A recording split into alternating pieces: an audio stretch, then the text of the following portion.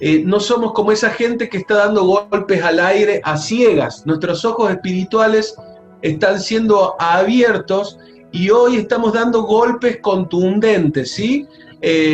Golpes sobre situaciones que van a empezar a funcionar porque justamente estamos activando nuestro llamado, nuestros talentos, nuestro propósito y ya el enemigo no nos va a poder robar el tiempo, robar la atención, porque ya sabemos para dónde estamos yendo y nos estamos poniendo de acuerdo y el Señor amplía nuestra comprensión de este ser iglesia que estamos cada día renovándonos el entendimiento para poder tener una comprensión cabal y totalmente completa de lo que ello implica. Entonces, ahora sí, entrando en adoración, es impresionante considerar que es parte de nuestra misma esencia. El Señor lo incorporó en nuestro sistema operativo, es parte de nuestra genética y hay un hecho que lo han descubierto los antropólogos. Estos son unos científicos que estudian todas las civilizaciones alrededor del mundo, desde los grupos humanos más sofisticados hasta los más primitivos. En cada uno de ellos se ha encontrado algo que es común, y es que siempre hay un objeto de adoración, ¿sí? Algo que llamó la atención y que ese grupo humano, sea una tribu en el medio del Amazonas, en lo más profundo del Amazonas, hasta la ciudad más sofisticada que se te pueda ocurrir de Estados Unidos o de Europa, en todos esos grupos podemos encontrar algo común y que no es provocado por una, digamos, imposición cultural, sino que naturalmente se manifiesta una búsqueda y encontrar y canalizar eso en un objeto de devoción, de adoración, y esto nos habla o nos reafirma que es algo que el Señor puso adentro nuestro. Ahora es importante, justamente remarcando esto, que entendamos que aquello que llama nuestra atención, como recién te decía, va a terminar siendo el objetivo, ¿no es cierto? Y va a ir delineando o modelando nuestra vida.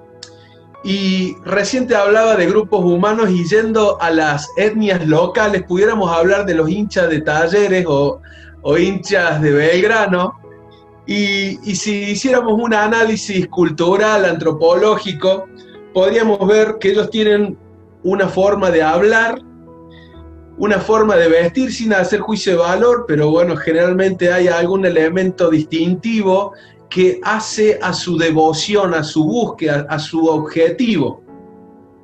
Esto también se va a exteriorizar en las prioridades, ¿no es cierto? Ahora en la cuarentena no, pero toda la semana hay que ir a la cancha, nos toca jugar con tal o con cual. Y también se va a manifestar en la utilización de los recursos, el recurso tiempo y el recurso dinero. Eso lo pudiéramos ver en cualquier persona, según sea su objeto de adoración, va a delinear, y este es mi principio, su manera de hablar, su manera de vestir, sus prioridades y la utilización de sus recursos. Como Iglesia de Cristo sería sobreabundante, pero no está de más aclarar que nuestro objeto de adoración es Jesús mismo. Y a medida que nos acercamos a Él, eso va a empezar a afectar nuestra manera de hablar, nuestra manera de vestirnos, nuestras prioridades y nuestra utilización de los recursos, ¿no? Limitados, como el tiempo y el dinero, las prioridades que le vamos a dar. Entonces, es importante destacar que es parte de nuestra vida la adoración, y que si no es el Señor, alguna otra situación llamará nuestra atención. Y esto es también un pequeño llamado de atención a la iglesia, que si por ahí desviamos nuestra mirada de Él, quizás hasta el mismo ministerio o el trabajo que estamos haciendo para Dios se pueda transformar en nuestra prioridad, nuestra fuerza, como un objetivo en sí mismo. Y es justamente lo que queremos evitar hoy, ¿no es cierto? Por eso te decía que conocer nuestra identidad va a ordenar nuestro presente. Dos aclaraciones antes de terminar, quiero ser bien cortito, como planteaba el pastor Humberto. La adoración no es solamente música, ¿no es cierto? La adoración es un estilo de vida en el cual a través de nuestros actos de obediencia, de sumisión, de búsqueda de agradar al Señor, todo eso eleva un olor fragante a nuestro Dios. Eso es adoración.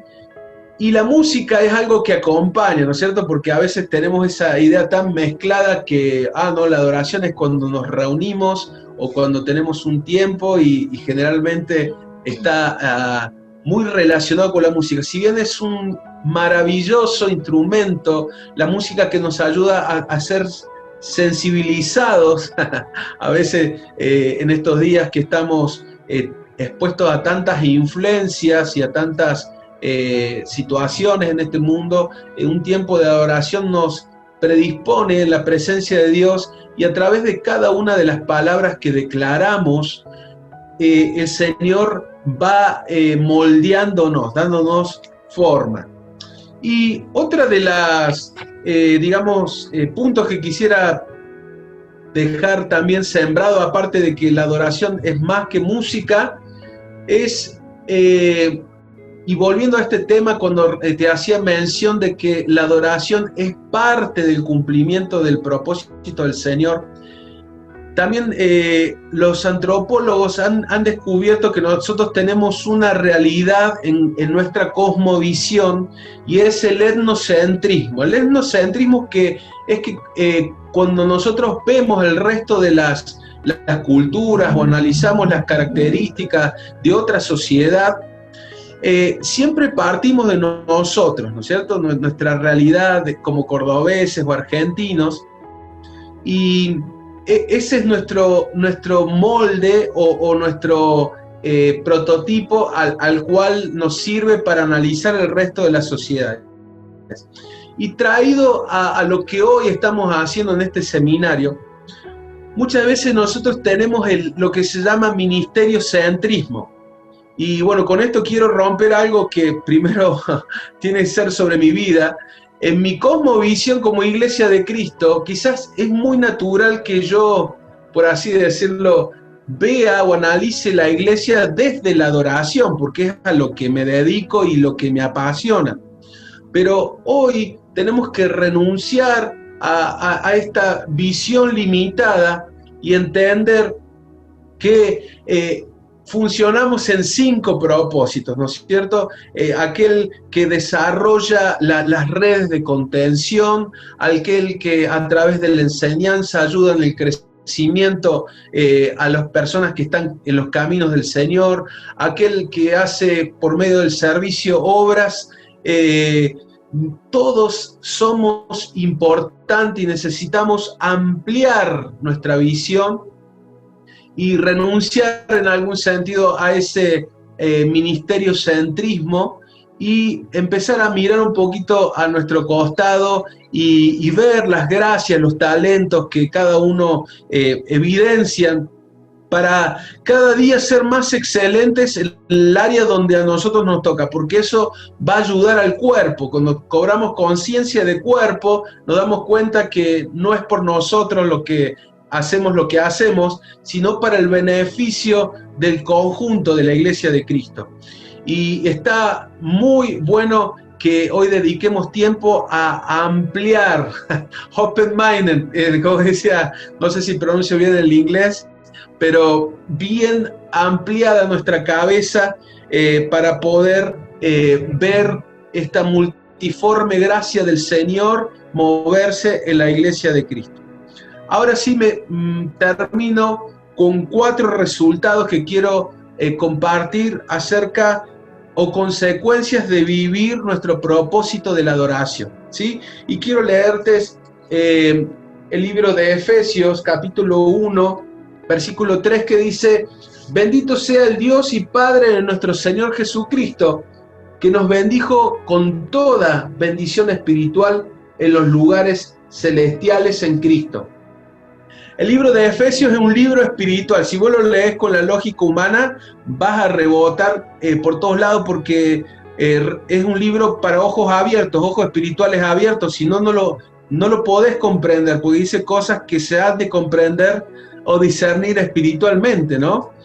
Y una consecuencia natural de desarrollar nuestra vida en adoración es que en la presencia de Dios vamos a encontrar recursos espirituales.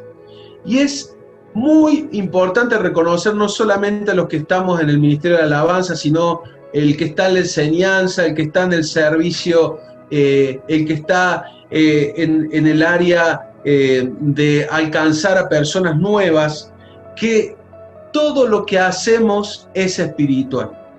Entonces, por más buena intención que tengamos en nuestra humanidad, no alcanza. Necesitamos en la presencia de Dios encontrar ese material genuino que es el que nos va a servir para que nuestro ministerio sea trascendente. En la alabanza, que haya sustancia espiritual; en la predicación, el que evangeliza tenga palabra de gracia, no tenga una frase así vieja, como muy usada, trillada, sino que la palabra del Señor fluya en la enseñanza del maestro; el que está a cargo de contener las redes, que no lo haga por imposición, por obligación, sino que sea renovado en la presencia de Dios y encuentre ese recurso espiritual. Entonces, la primera consecuencia que tenemos de vivir en adoración es que en su presencia vamos a encontrar lo que necesitamos para servirle y ser efectivo en lo que estamos haciendo. Me encanta esta palabra que dice que todo es por Él, para Él y por medio de Él. No podemos hacer nada en Cristo si Él no está justamente involucrado en lo que estamos haciendo. Él nos da las herramientas y los recursos espirituales.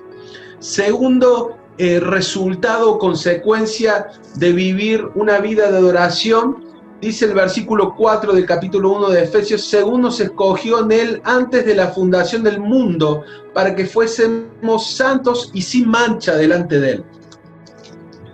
Algo que se va a producir en nuestros tiempos de adoración es que vamos a parecernos más. Recién te hablaba del hincha de Belgrano, del hincha de Talleres, que su objeto de adoración modela su manera de hablar, su manera de vestir, sus prioridades y la utilización de sus recursos.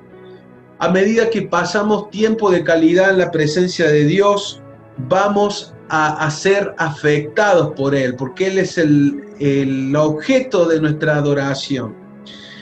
Hay un comentario que escuché hace algunos años y me parece que tiene mucho sentido, que a medida la experiencia que hayamos tenido cada uno con nuestros padres terrenales va a ser el modo en que nos vamos a acercar al Señor. Si nuestra experiencia con nuestros padres fue una relación de confianza fluida, pudimos encontrar esa expresión afectiva de amor, eso nos va a hacer mucho más fácil acercarnos al Señor. Pero como algunos de nosotros, o la gran mayoría, no hemos tenido padres perfectos, ¿no? Y en algún sentido pudimos haber sido afectados por alguna mala expresión, por alguna situación injusta, algún tipo de ultraje, y eso es lo que nos marca la necesidad de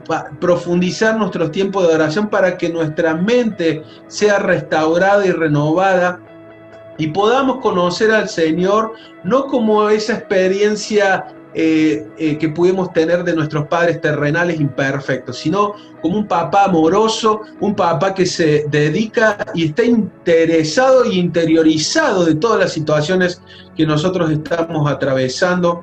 Entonces, este otro beneficio, si yo te tuviera que decir, te estoy vendiendo la adoración o lo que me dedico, te diría, bueno, en la presencia de Dios, ¿qué te puedo dar rápido?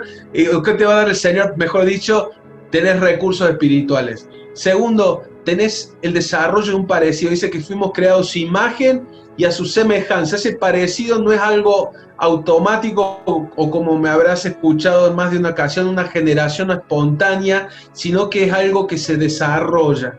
Entonces, a más y mejores tiempos de calidad en adoración, más parecidos seremos a nuestro Dios. El tercer consecuencia o resultado de pasar tiempo en la presencia de nuestro Dios está en el versículo 5, dice, en amor habiéndonos predestinado para ser adoptados hijos suyos.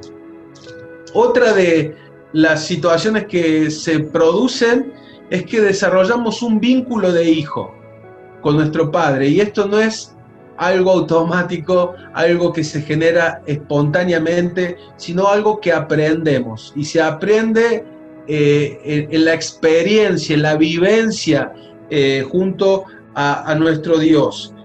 Entonces, es muy importante que esto esté presente en nuestras vidas, ¿no es cierto? Y esto nos va a dar inmunidad, hablando estos días del virus, el virus de lo que es el legalismo.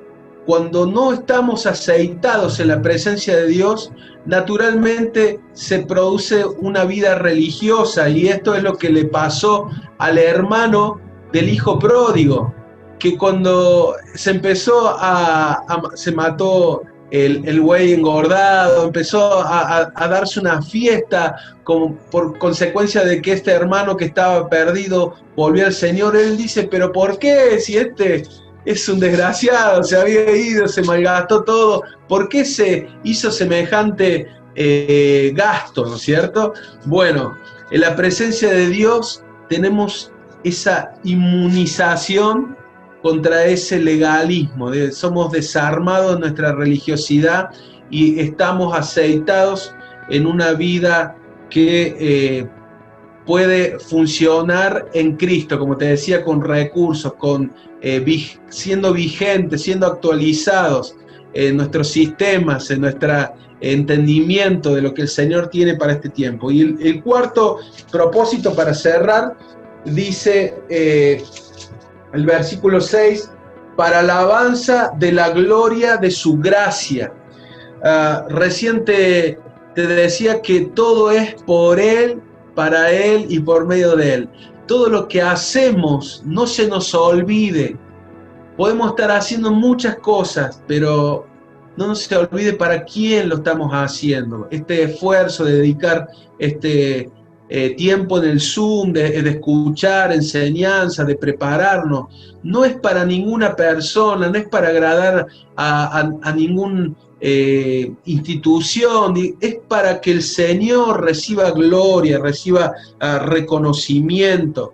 Entonces, la adoración, como te decía, no es música, pero se expresa muy bien a través de la música, y es muy importante que recapitulemos y repensemos y recapacitemos en que todo lo que estamos haciendo en este tiempo es para Él. Como dice Mateo 5:16, que sea glorificado, que hacía alumbre vuestra luz delante de los hombres, para que vean vuestras buenas obras y glorifiquen a vuestro Padre. Que nuestro actuar, nuestra claridad en nuestra identidad ministerial o de servicio nos permita orientarnos y enfocarnos en lo que estamos haciendo, y esto redunde en una gloria al único que se lo merece, que es nuestro Señor Jesucristo. Gracias, hermanos.